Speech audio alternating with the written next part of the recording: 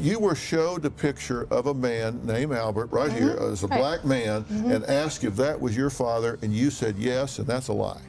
He is my dad. I call him dad.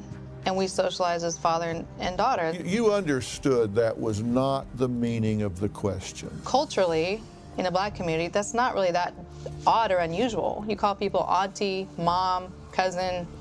It's a familiarity. It's a role that a person serves in your life. So why not be forthcoming? Why?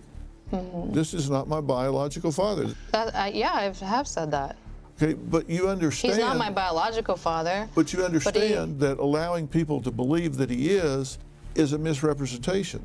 And you're saying I can say, but your initial question was allowing people to believe this man is your father. And that's not a misrepresentation, because he is my dad.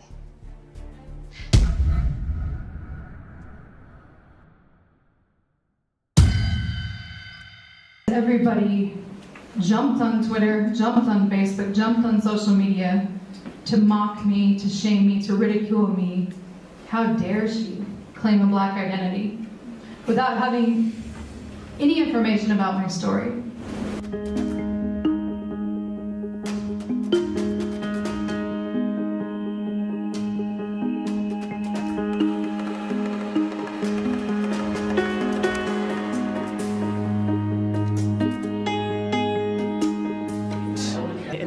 Spoke about how Rachel is actually using those experiences of pain and abuse in different contexts as weaponizing, essentially using that to gain sympathy for what she is trying to advocate for, which is a non-racial society.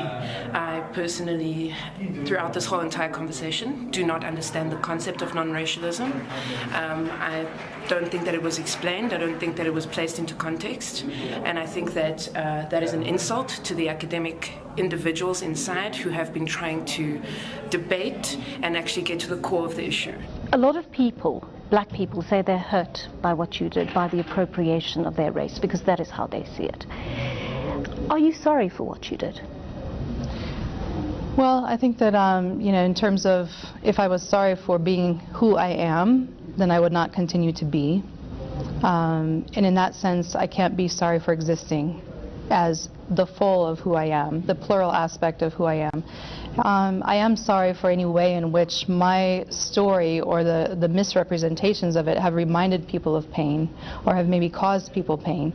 I think that that's something that I never intended. I actually never wanted to be known in this way. I was very quietly going about my work of social justice advocacy and education, and very happy doing so with my personal identity being private. And I think that the larger social issues warrant very aggressive commentary, and we need to focus on shoring up equity and education and criminal justice and healthcare and political representation and economics. But at the end of the day, one person's individual identity doesn't necessarily warrant such aggressive vitriol. But that doesn't answer my question. You've hurt people. They acknowledge that they feel hurt by your actions. You clearly cannot see why they feel hurt because you cannot empathize with that worldview. But are you sorry that you've hurt them? Well, that's an incorrect assumption. I do empathize and I do see why people were hurt. People were hurt because I was presented as a liar and a con and a fraud. And are you sorry that for presentation keeps, I didn't present myself in that way. I'm not the perpetrator of that particular narrative. And so I've written my book in order to really set the record straight, in order to tell the whole story, because we can't understand a person, much less judge a person, without actually hearing their whole story first. And so the book is titled In Full Color. It's actually available here in South Africa, Exclusive Books and Jonathan Ball. And I do hope that people are able to read that book. There are also pictures, scenes in my life, and I think that that's a much more accurate account. I do understand how people were upset by the inaccurate account of who I am. That's not I think people really were more upset by your actions than anything, and I think that book is going to be a very hard read for black people in South Africa who are dealing with the pain of 300 years of colonization and indeed the more recent pain of apartheid. But we do thank you so much for coming into studio to speak to us today. We really appreciate your time. United States race advocate and author Rachel Dolezal.